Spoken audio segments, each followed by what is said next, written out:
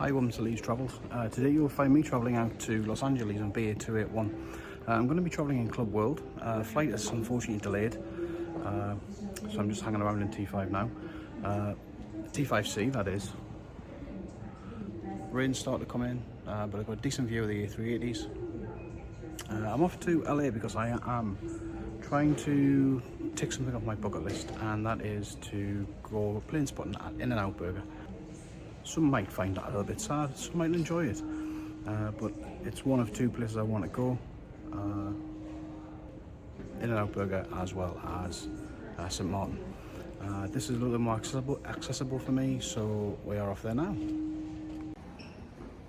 Now, you might be asking, why am I leaving Terminal 5C if that's where the flight's leaving from? Well, just after I'd done the intro, we were advised that the flight had been delayed again, and there'd also been a gate change, so we all needed to make our way back to T5B. And in all the years I've travelled through Terminal 5, I've never used the walkways. I didn't realise there was mood lighting. It's quite a calm environment. I think I'll use it more in the future. So overall, the flight had been delayed for 3 hours due to a technical problem with the first aircraft.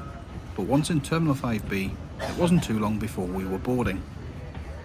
As we enter the business class cabin, I'm looking for seat 10K, which is where I'll be sat for this 10-hour flight over to California.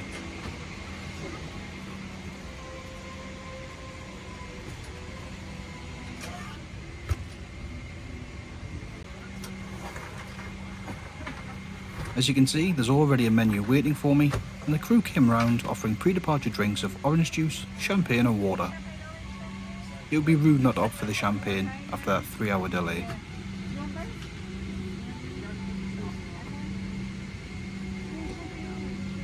As I get myself settled into the suite, let's have a look around it. We have some white company bedding and one of those very plush pillows. The leg room is ample for me at 5'9", and I find this suite really comfortable. Today's aircraft was the first 777-300 delivered to BA way back in 2010. Registration GSTBA. It's configured with 8 seats in first class, 76 in Club World, 40 in Premium Economy, and 132 seats in Economy. BA has different sized club suite cabins, but this aircraft accommodates 76 passengers across 3 sections. There's a lot more storage in this suite than the older Club World seat that BA still have on some of the other aircraft, such as the A380 and the 787s. The rollout of the suites to those aircraft types is planned or already being rolled out. I've already thrown some of my items into the deeper storage unit, which is where you'll also find power outlets and headphone jacks. There's a smaller compartment for passports and phone, etc., and also a vanity mirror, which is why I found the amenity kit and a bottle of water.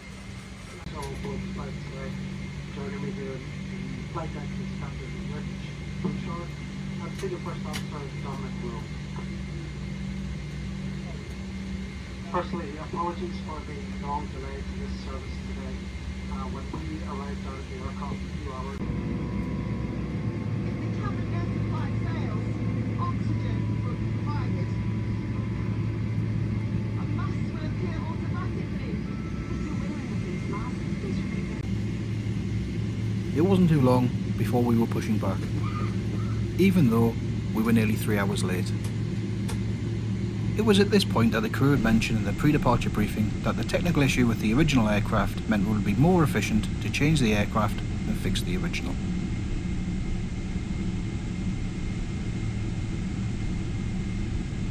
So after a shortish taxi down the northern side of the airfield past Terminal 3 and then Terminal 2, it wasn't long before we were at the threshold for 27 right.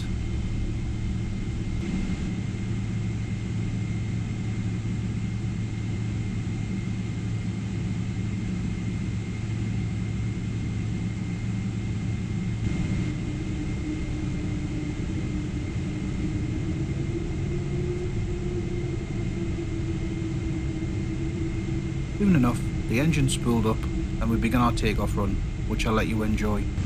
I love taking off at Heathrow, especially when you have a window seat with a view of these huge GE90 engines.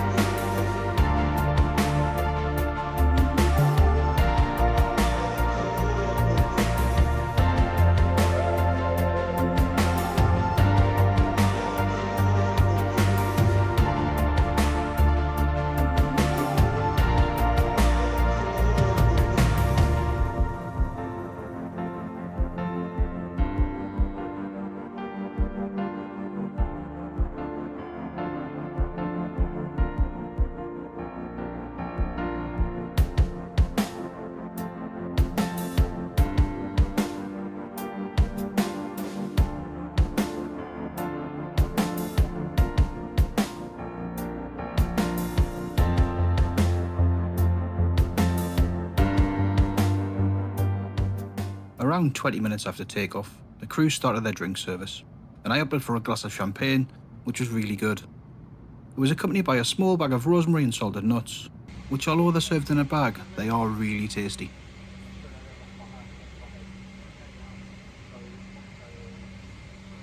The entertainment screens in the suite are huge, at 18.5 inches, and they're fixed, which is different to the old Club World cabin where they push back into the seat. There are lots of movies and TV to get through, and BA also partner with Paramount these days, so you're able to watch lots of good programmes such as Yellowstone. Quite apt as we'd probably be flying over Montana later. The only downside is they only have a couple of episodes of each programme, which you could easily watch on a flight of this length. Noise cancelling headphones are also provided for people travelling in Club World and in Premium Economy, and they do a pretty decent job.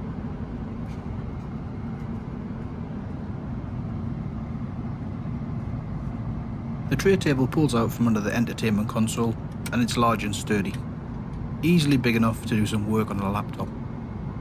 Big advantage to this table design though, for me, is you can still leave your seat when it's fully deployed.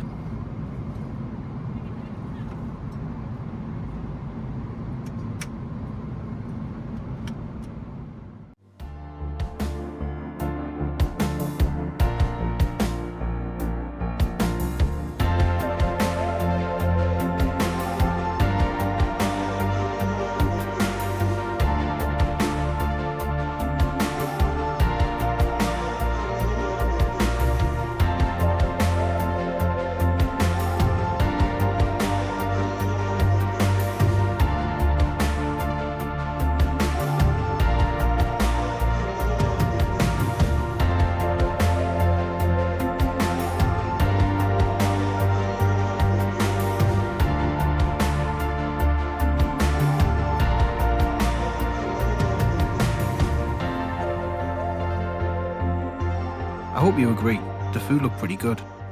I'd opted for the hot and cold smoked salmon starter, which was a great choice and well presented. For mains I had chosen the fillet of pork, and it was well presented and really tasty. Bread and a side salad was also offered, and I opted to move away from the champagne and onto a glass of Sauvignon Blanc to go with the meal. We cruised just south of Iceland, and not long later Greenland came into view. In all my years of flying, I'd never seen Greenland from the sky, so let's sit back and watch these majestic views.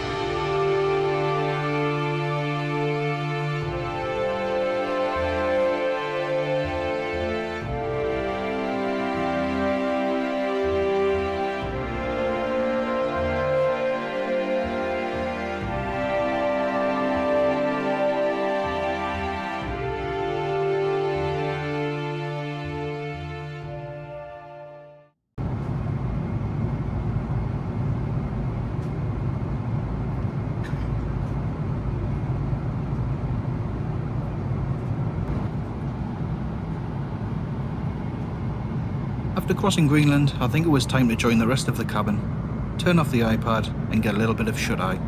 It had been a long day, and I was looking forward to getting my head down onto one of those fantastic pillows.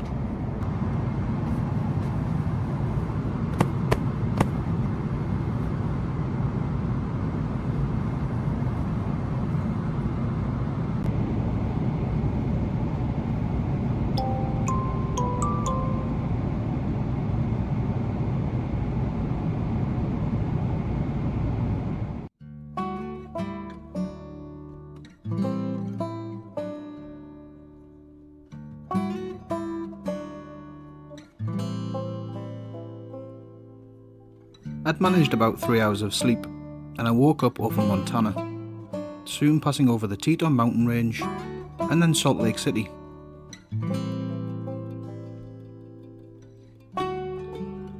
It wasn't too much longer after this that the crew started their second service, and I'd opted for the chicken tikka. It explained before takeoff that this wouldn't be a full service and customers could choose one thing from the menu. The reason for this was so that they could stay within working hours limits and the flight could still operate. Personally, I'd much rather have a shorter service than be rebooked or cancelled altogether. What would you prefer? Let me know in the comments.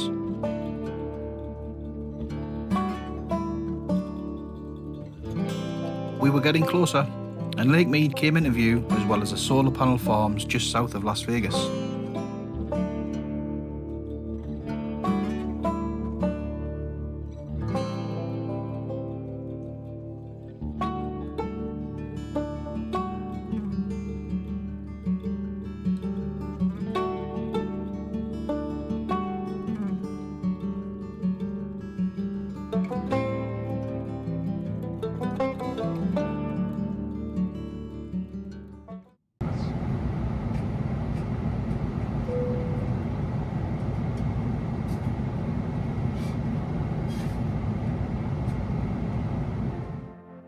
It wasn't long before we started our descent into Los Angeles, and the view started with the San Bernardino mountain range before heading past the San Gabriel Mountains.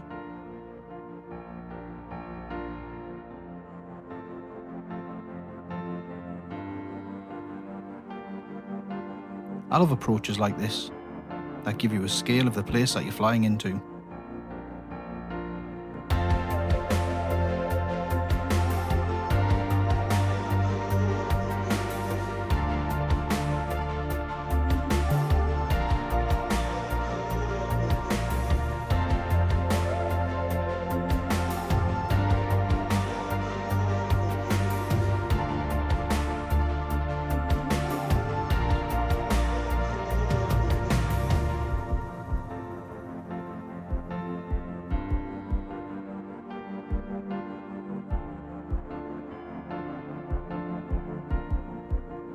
The mountains give way to the valley floor, and we're nearly there.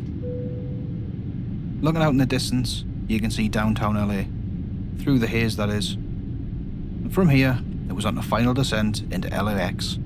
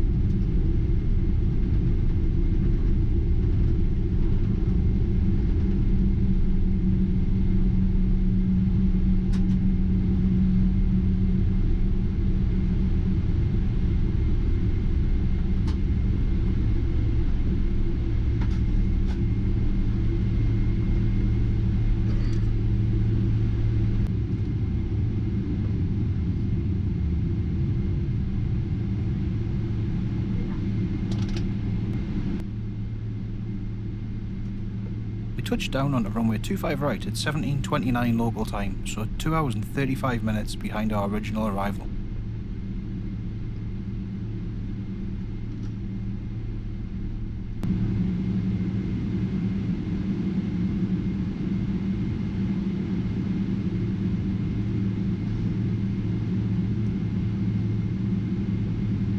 Disembarking in customs and immigration was a breeze, even without global entry. I was expecting a lot more questions with me only being here for 22 hours, but no, I was on my way in no time.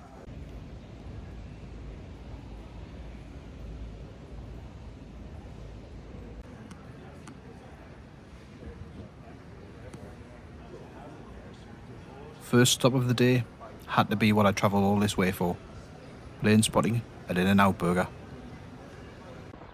Thanks for coming along, and if you made it this far, please think about subscribing to the channel. It's free to do so, and also helps the algorithm share my content to more viewers. Enjoy these views, and it shouldn't be long until the next adventure.